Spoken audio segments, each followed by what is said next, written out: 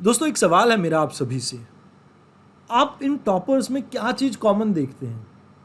या अगर मैं आपसे कहूँ कि किसी भी फील्ड के कोई सक्सेसफुल पर्सन है या कोई लीडर है, आप उसमें क्या चीज़ कॉमन देखते हैं जो आप यूपीएससी से लिंक कर सकते हैं? आज की इस वीडियो में हम उन्हीं चीज़ों के बारे में बात करेंगे जो एक यूपीएससी एस्पिरेंट में होनी चाहिए before they start with the UPSC preparation. अब इसके लिए आपको ये वीडियो पूरी ज़रूर से देखनी है। इस वीडियो में आपको बहुत सी ऐसी चीज़ें सीखने को मिलेंगी जो आप अगर अपनी नॉर्मल लाइफ में भी अप्लाई करेंगे तो आपके लिए बहुत बेहतर रहेगा। आप अपने आप को एक चेंज्ड पर्सन या एक बेहतर इंसान बना सकते हैं। अब इस वीडियो को शुरू करने से पहले मैं आपको बताना चाहूँगा प्रारंभ के बारे में। हमारा जीएस फाउंडेशन कोर्स है जो कि 2023 के स्टूडेंट्स के लिए काफ़ी बेनिफिशियल हो सकता है। इस कोर्स में ना केवल आपके बेसिक के ऊपर बल्कि आपके वैल्यू इनरिचमेंट के ऊपर और साथ के साथ dynamic portion that is current affair, इन सभी के ऊपर वर्क किया जाता है। और बहुत से स्टूडेंट्स की एक प्रॉब्लम रहती है सी सैट, तो उसके लेक्चर्स भी इसमें आपको मिलते हैं। इसके अलावा आपको वैल्यू एडिशन के लिए 21 जीएस की बुक्स मिलती हैं और साथ के साथ हर लेक्चर की सॉफ्ट कॉपी भी मिलती है। अब जब आप इन सब चीज़ों को पढ़ लेते हैं तो उसके बाद आपको टेस्ट प्रैक्टिस के लिए चाहिए, तो यहाँ पर आपको टेस्ट प्रैक्टिस भी मिलती है। बहुत से क्वेश्चंस जैसे एनसीईआरटीज़ के प्रीलिम बेस्ड और वैसे भी आपको बहुत से क्वेश्चंस मिलते हैं जिससे आप अपने मेंस और प्रीलिम्स की दोनों की तैयारी कर सकते हैं। इन सब के अलावा एक बेनिफिशियल पार्ट ये भी है कि आप जब प्रारंभ बैच को ज्वाइन करते हैं तो इसमें आपको डेली बेसिस पे प्रीलिम्स बेस्ड क्वेश्चन मिलते हैं, प्लस आपको मेंस की प्रैक्टिस क्वेश्चन भी मिलते हैं। जहाँ पर भी टॉपिक आपका इस तरह का होता है जहाँ पर मेंस का क्वेश्चन बन सकता है उन पे। अगर इस कोर्स से रिलेटेड आपकी कोई भी क्वेरी है तो आप video.onlyis.in पे जाकर विजिट कर सकते हैं या आप कॉल कर सकते हैं 7007931912 पे, या हमें मेल कर सकते हो info@onlyis.com पे। आज की इस वीडियो में हम बेस बनाएंगे मॉडर्न इंडिया हिस्ट्री को और यहाँ से सीखेंगे कि क्या चीज़ हमें करनी चाहिए for clearing this UPSC exam और क्या चीज़ नहीं। जैसे फॉर एग्जांपल अगर हम बात करें, जब ब्रिटिश ईस्ट इंडिया कंपनी अपने आप को इंडिया में इस्टेब्लिश करने लगती है तो इंडियन कंडीशंस कैसी थी? उस टाइम मुगल्स रूल कर रहे थे।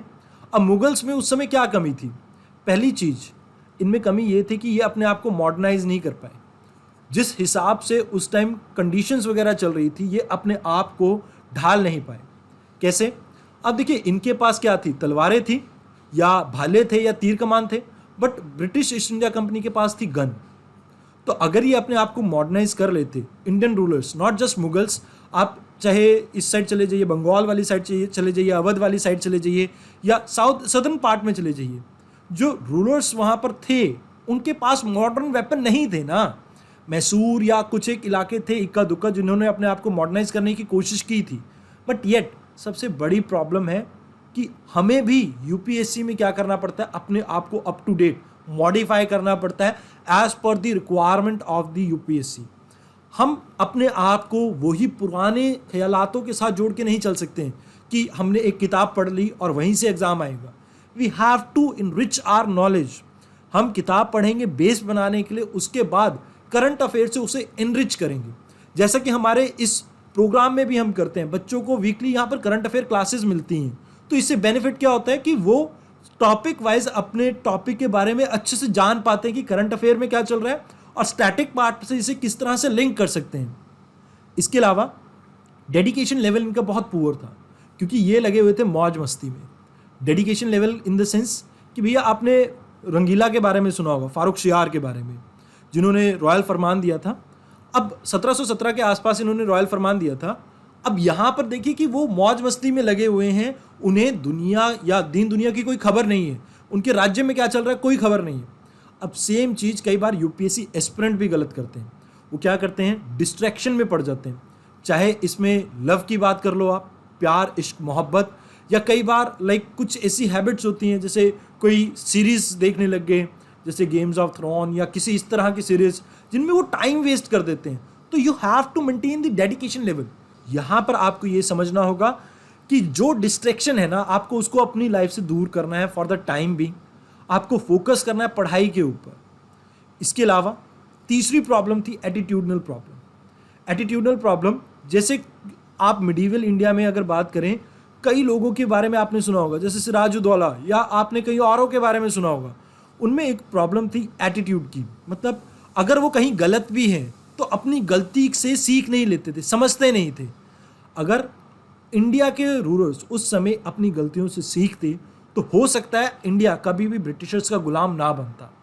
तो एटीट्यूडनल जो चीज़ें हैं ये कई बार आपको यूपीएससी में अपने आप में भी देखने को मिलती है, खासकर उन स्टूडेंट्स में जो 2 या 3 अटेम्प्ट दे चुके हैं या उससे ज़्यादा दे चुके हैं।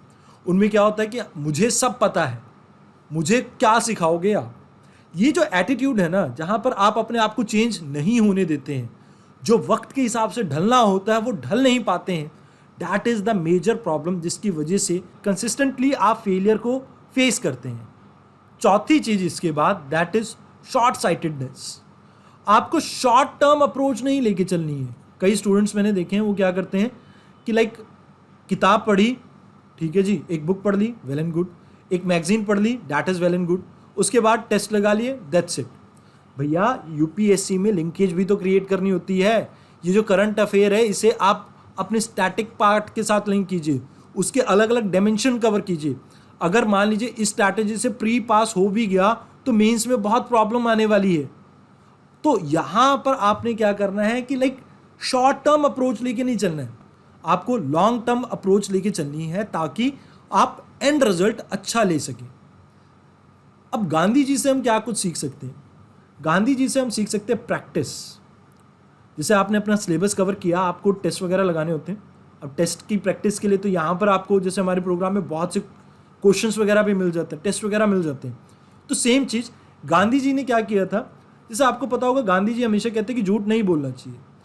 अब इन्होंने भी तो एक बार अपने फादर से झूठ बोला था, कुछ चोरी की थी, और बाद में ये डर उनको सता रहा था कि उन्होंने अपने फादर से झूठ बोला।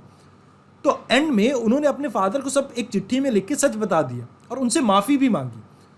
अब गांधी जी की कथनी और करनी में कोई फ़र्क नहीं था, मतलब वो चीज़ जो कहते थे वो प्रैक्टिस करते थे। यहाँ पर हम जो पढ़ेंगे हम उनकी प्रैक्टिस करेंगे। तो इसके लिए प्रारंभ बैच में आपको प्रैक्टिस क्वेश्चंस मिलते हैं, और या आप प्रारंभ बैच को नहीं भी ज्वाइन करना चाहते तो आपको हमेशा किताबें पढ़ने के बाद, इंटरलिंकिंग के बाद क्वेश्चंस की प्रैक्टिस करनी चाहिए। अब जैसे आपने जब गांधी जी के बारे में पढ़ा होगा, आपने चोरा चोरी के बारे में पढ़ा होगा। चोरा चोरी की जब घटना हुई थी तो उन्हें ऐसा लगा था कि मासेस में अभी भी वो डिसिप्लिन नहीं है नॉन वायलेंस को लेके, तो इस वजह से इन्होंने उस आंदोलन को वापस ले लिया। तो गांधी जी डिसिप्लिन के प्रति काफ़ी सतर्क थे, सजग थे। आप ये देखिए कि सेम चीज़ आपको भी यूपीएससी के दौरान फॉलो करनी है। जब आप बात करते हैं डिसिप्लिन की यूपीएससी कैंडिडेट में, दैट मीन्स कि आप अपना टाइम वेस्ट ना करें। जैसे मैंने आपको कहा ना, डिस्ट्रैक्शंस वगैरह बहुत हैं दुनिया में। आज के टाइम की अगर आप बात करते हैं तो व्हाट्सएप है, इंस्टाग्राम है, आपकी नेटफ्लिक्स वगैरह है, बहुत सी आपके पास डिस्ट्रैक्शन है। But you have to discipline yourself. Discipline in the sense कि इसका मतलब ये नहीं कि आप बिल्कुल इन चीज़ों से कट जाइए, पर जब आप अपना टारगेट अचीव करें, डेली का जो आपका टारगेट है उसे अचीव करें, तो एक तरह से आप अपने आप को लाइक रिवॉर्ड दे सकते हैं इस चीज़ से। लाइक 15 मिनट, 20 मिनट, या आपने हफ्ते का अपना टारगेट कंप्लीट किया तो एक सीरीज़ देख लीजिए, 3-4 घंटे की कोई मूवी देख लीजिए, तो that is there. But the thing is you have to maintain the discipline in yourself. जब भी डे इन डे आउट आप प्रैक्टिस कर रहे हैं, पढ़ रहे हैं, तो you have to maintain that discipline. Third thing जो आप देख सकते हैं दैट इज़ डेडिकेशन। जैसे गांधी जी के बारे में हम जब बात करते हैं या पढ़ते हैं तो आपको ये पता होगा कि गांधी जी ने अपने ऊपर वाले जो वस्त्र हैं, जैसे वो चाहते तो पैंट शर्ट वगैरह कुछ भी पहन सकते थे, बट वो सिंपल एक धोती पहनते थे खादी की। क्यों? ऐसा क्यों? क्योंकि वो चाहते थे कि मासेस के साथ वो कनेक्ट कर सकें। वो इंडिया को आज़ाद कराने के लिए, इंडिया को अंग्रेज़ों से मुक्त करवाने के लिए डेडिकेटेड थे। That's why he wants to connect with the masses, और इसके लिए उन्होंने काफ़ी सारे त्याग करे। तो हो सकता है at times there will be some parties, हो सकता है आपके किसी दोस्त की बर्थडे पार्टी हो, किसी दोस्त की शादी की पार्टी हो, या हो सकता है घर में कोई फैमिली फंक्शन हो। बट डेडिकेशन मीन्स कि आप हो सकता है एक दिन के लिए वहाँ पर चले भी जाएं, बट अपने आप को इतना इंडल्ज मत कीजिए कि वहाँ पर आप बहुत सा टाइम वेस्ट कर दें। आपको डेडिकेटेड रहना है अपनी जर्नी की तरफ थ्रू आउट द ईयर। ये 1 साल का पूरा प्रोसेस है, 1 दिन या 2 दिन का नहीं है। तो इन दैट केस डेडिकेशन आप गांधी जी से सीखिए। उन्होंने जब तक वो जिए उसी तरह के वस्त्र पहने जिस तरह के वस्त्र एक गरीब इंसान भारत में पहनता है। चौथी चीज़ जो आप गांधी जी से सीख सकते हैं that is learning habit. Learning habit कैसे? आपको पता होगा, आपको एक टर्म्स बताई होगी मॉडर्न इंडिया हिस्ट्री में, हिमालयन ब्लंडर। हिमालयन ब्लंडर क्या था?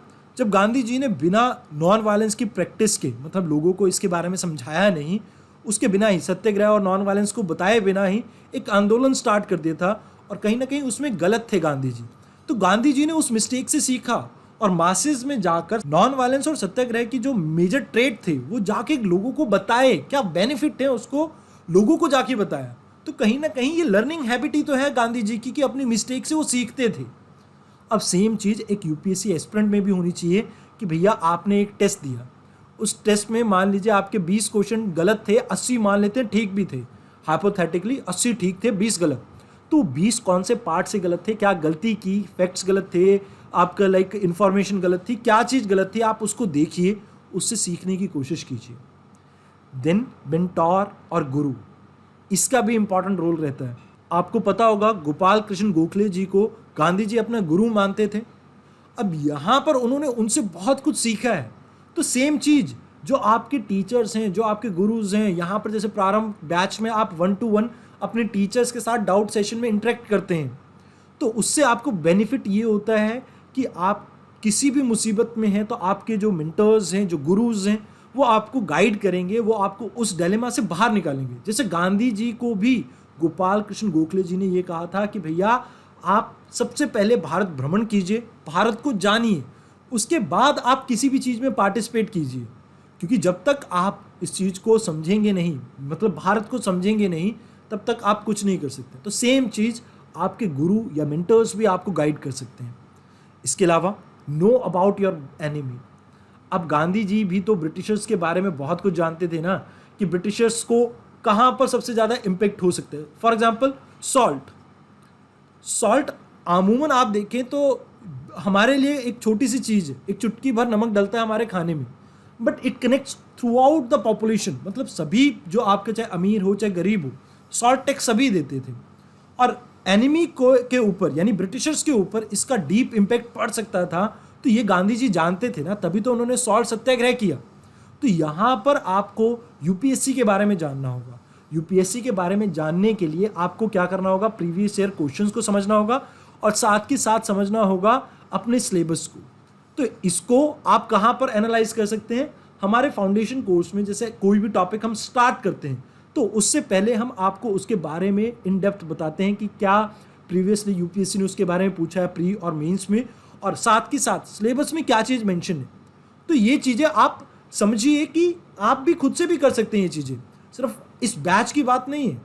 ये चीज़ें अगर आप खुद से करेंगे, ये ट्रेड्स आप फॉलो करेंगे तो आपके लिए बहुत हेल्पफुल रहेगा, और लाइफ में किसी भी पार्ट में आप करेंगे तो ये चीज़ें हेल्पफुल रहेंगी।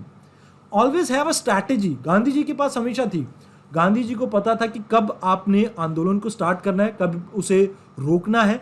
तो उनकी जो पॉलिसी थी, वो स्ट्रैटेजी जो थी, उन्हें पता था कि मासेस का जो सेक्रीफाइस करने का ब्योत है, जो पावर है, दैट इज लिमिटेड।